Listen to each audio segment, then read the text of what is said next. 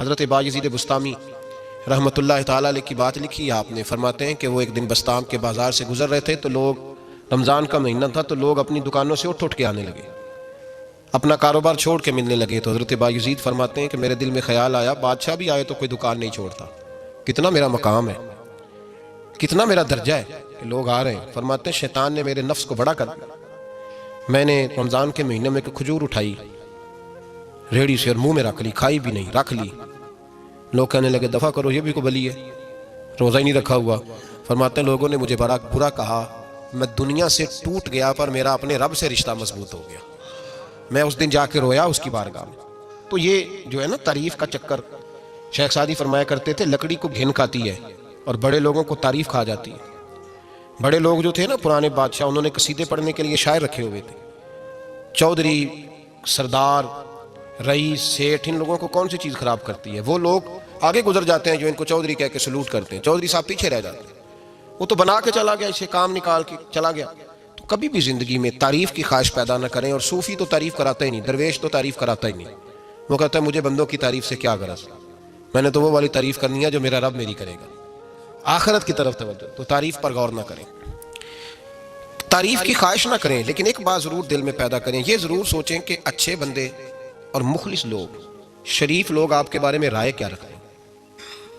یہ ذہن ضرور بنائیں. مخلص جو آپ سے مخلص ہیں، مخلص لوگ، اچھے لوگ، شریف لوگ آپ کے بارے میں کیا رائے رکھتے ہیں، اس رائے کا خیال رکھنا بھی دین کا حصہ ہے. حضرت عمر فاروق رضی اللہ تعالیٰ عنہ فرماتے ہیں میں کھڑا تھا،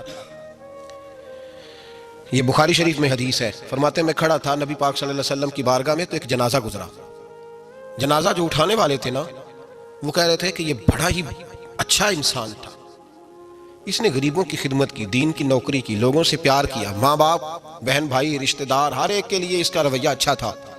فرماتے ہیں نبی پاک صلی اللہ علیہ وسلم نے جنازہ اٹھانے والوں کی بات سن کے فرمایا واجبات، اس پر واجب ہو گئی. حضرت فاروق اعظم رضی اللہ تعالیٰ عنہ فرماتے ہیں تھوڑی دیر کے بعد ایک اور جنازہ گزرا تو جنازہ اٹھانے والے کہہ رہے تھے بڑا شریر آدمی تھا، زبان کا برا، دھوکے باز، فراڈیا، بے ایمان، مال کھانے والا لوگوں کا. لوگ یہ باتیں کر رہے تھے. نبی پاک صلی اللہ علیہ وسلم نے فرمایا واجبات، اس پر بھی واجب ہو گئی.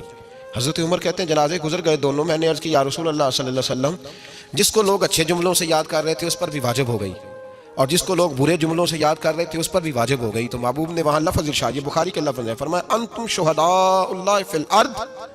فرمایا عمر تم لوگ زمین پر میرے اللہ کے گواہ ہو. تم لوگ، چونکہ اشارہ حضرت عمر کی طرف ہے تو اس سے مراد نیک لوگ، اس سے مراد پرہیزگار لوگ، اچھے لوگ. انتم شہداء اللہ فی الارض، تم لوگ زمین پر اللہ کے گواہ ہو. فرمایا جس کو جنازہ اٹھانے والے لوگوں نے کہا کہ یہ بندہ اچھا تھا تو میں نے کہا واجبت، اس پر جنت واجب ہو گئی. اور جس کو جنازہ اٹھانے والے لوگوں نے کہا شریر تھا، برا تھا، نالائق تھا، تکلیف دیتا تھا، چونکہ تم زمین پر اللہ کے گواہ ہو تو میں نے کہا واجبت، اس پر جہنم واجب ہو گئی. اپنے مخلصین کے بارے میں ضرور یہ خیال کریں کہ ان کی آپ کے بارے میں رائے کیا ہے.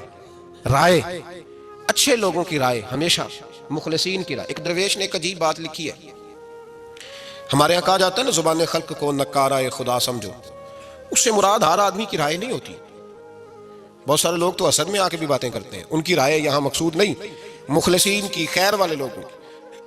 اچھے کچھ لوگ تو ایسے ہوتے ہیں جن کی کسی کے بارے میں بھی رائے ٹھیک نہیں ہوتی، وہ جب بھی بات کرتے ہیں یا حسد کی بنیاد پہ کرتے ہیں یا بغض اور کینے کی، ان کی بات نہیں. لیکن باقی جو خیر والے لوگ، مثبت جو طبقہ ہے، جو اچھی سوچ کا حامل، وہ ہمیں پتہ ہوتا ہے کون سا بندہ کس طرح.